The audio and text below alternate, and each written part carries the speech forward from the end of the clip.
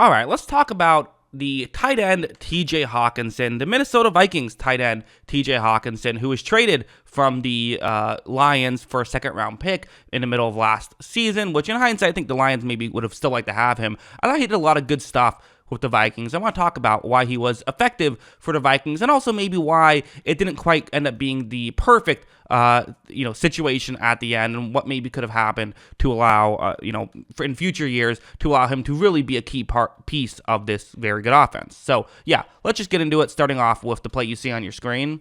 Well, this is a great example of, I think, utilizing Hawkinson's strengths the best way you can, where the way this play is designed to work starts off very simple, right? I mean, it's a simple play. You run a play action, and then you have TJ Hawkinson run from the offense's left to the offense's right. You get linebackers out of position. Hopefully, he can get open as the receiver who's running a route on the other side of the screen. He's going to take away the safety and the corner. There could be a bubble towards the top of the screen that's open. Right when this play begins, you see how the Giants are covering this route. They're being smart here. They understand, a big part of why you run play action, get linebackers out of position. So they're saying, hey guys, make sure we're getting closer towards the top of the screen. Make sure we're covering TJ Hawkinson. Here's the issue. TJ Hawkinson is not running on that side of the field. He is going to be running to the offense's left, towards the bottom of the screen. This is a fake and a pretty clever one, I would say. But there's an issue with running this type of play. You need guys to be able to do this type of thing. Everyone loves to talk about offensive coordinators and offensive play calling and how much that helps a team, and it does. There's no denying how much it helps a team. But at the same time, you have to have the players who can execute those types of plays as well. Hawkinson has to be able to sell this fake as though he's going towards the top of the screen, and then watch him be able to cut as well as he can and move as well as he can to take full advantage of that situation, and that's what he was able to do, and he got into the end zone for a touchdown. So this was a Vikings offense that would definitely like to get creative at times, and I thought he was able to do a good job at, being a part of that and doing the things that they didn't really have guys that were able to do, or at least not that many guys that were able to do certain things before he got there, which is a big part of why they spent that second-round pick on him. It's also stuff like this where, again, I really do feel like it's so underrated to have a good receiving tight end. That's something that, I feel like those guys don't get paid as much as other positions do, but I really think they're really valuable, especially when you factor in there's not a ton of those types of players in the NFL. There's maybe 10, 15 of those guys in the league, and the fact that they don't get paid a ton, and the fact that you can get one for like a second-round pick feels pretty great. And not only can you get one for a second-round pick, but you can get a very young one for a second-round pick. The way this play is designed to work is you have your two receivers who are lined up closest towards the sideline, who are going to essentially just run routes to try to clear out space for Hockenson. They're going to try to get in the way. It's almost like a pick play, but just with two other receivers doing it. But again, with the reality that you have Hockenson as the one running this route, a safety is going to be covering him, and that's what makes this situation good. Watch how right when this play begins, again, a lot of the issue that you see with certain tight ends is that when you're going up against a safety, safeties can usually run as fast as you, if not faster than you. So the fact that this is kind of a foot race, if it was against a linebacker, you'd almost expect him to be able to win at this point, but it's not. It's against a safety. However, Hockenson is still able to get enough separation. Throw could have been a bit higher, I do have to say, but they were still able to make the catch. Hockenson was able to get into the end zone for a touchdown. So, again, these are the types of things that Hockenson is capable of and what he probably will continue to be capable of doing for the Vikings. Like, this play is going to be another example of him, just winning your one-on-one matchup. And this is the kind of the issue with trying to cover a tight end. It's one of the most difficult things to do, I feel like, is trying to cover a tight end because, you don't know what the Vikings are doing on any specific play. Now, this one you kind of do know. You know that there's no halfback in the backfield, so while it could still, in theory,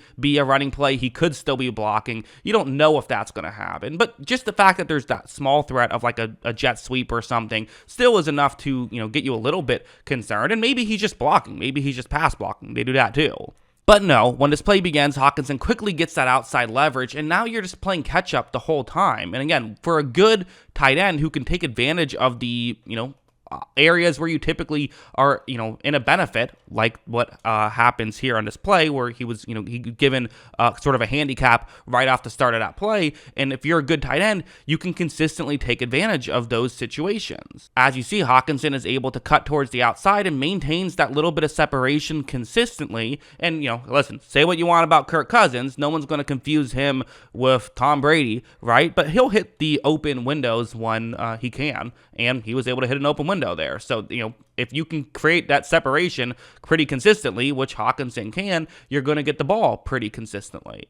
There's also just more simple stuff, like something like this, where it's going to be it's a zone coverage play that the Washington football team are currently in, and for Hockenson, you see the route that he's running on the screen. One thing I like about Hockenson is it feels like he will do little things to help set himself up, make it easier on himself, because watch how he's running this route. Right when this play begins, he is not giving away what he is doing. And again, finding good route running tight ends is nearly non-existent. That almost just doesn't happen. Most tight ends are not very good at running routes. Usually they just get by on athleticism. The fact that Hockenson can run routes is definitely pretty good. And the fact that he's not giving anything away here is definitely also very good.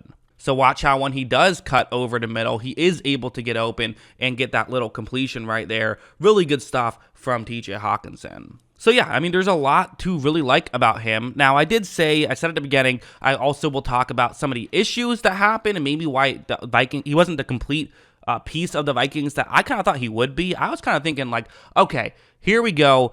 They have now a great third option. You have Adam Thielen, you have Justin Jefferson, and you have TJ Hockenson. And because of that three-headed monster, a lot of times that's really what you need to win football games, because teams will give the extra attention to your top two options. But your third option is the one who actually gets the favorable matchups and is the one you look towards.